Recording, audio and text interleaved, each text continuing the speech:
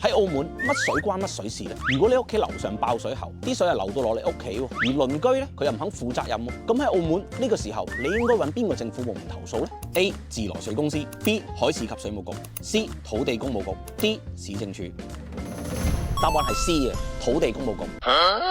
首先，澳門嘅供水系統咧係有明確嘅分工嘅喎。喺入大廈之前，街管咧係自來水公司負責嘅，但入大廈之後咧，啲管咧就係由土地運輸工務局負責嘅喎。而成棟大廈淨係得水錶係關自來水公司嘅事嘅啫。舉幾個例子你聽下，水錶壞咗，水費貴咗，打俾自來水公司啊。大廈啲水管有問題咧，就揾土地工務局。而你大廈水箱洗得乾唔乾淨咧？呢個咧就係關海水及事務局嘅事喎。如果你屋企有微生物超標，衛生局先會幫到你嘅。而喺海邊發現有隻恐龍反咗肚，呢個咧係屬於環境水體嘅污染，係關環保局嘅事喎。茶餐廳杯水飲屙你，呢個係餐廳水質嘅問題，係要打俾市政署嘅喎。公園部飲水機冇水出，都係關佢事嘅，但係都可以打俾我整水哥，因為最後都係揾我哋去負責嘅。下次有問題嗰陣，攞翻呢條片出嚟，就知乜水關乜水事㗎啦。關注正能量，正水好拍檔。